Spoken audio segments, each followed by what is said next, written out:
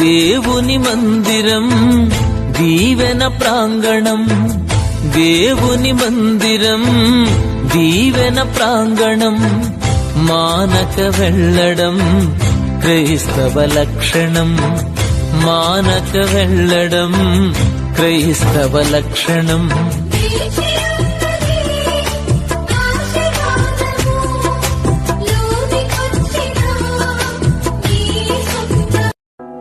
దేవుని మందిరం దీవెన ప్రాంగణం, దేవుని మందిరం దీవెన ప్రాంగణం, మానక వెళ్ళడం క్రైస్తవ లక్షణం, మానక వెళ్ళడం క్రైస్తవ లక్షణం.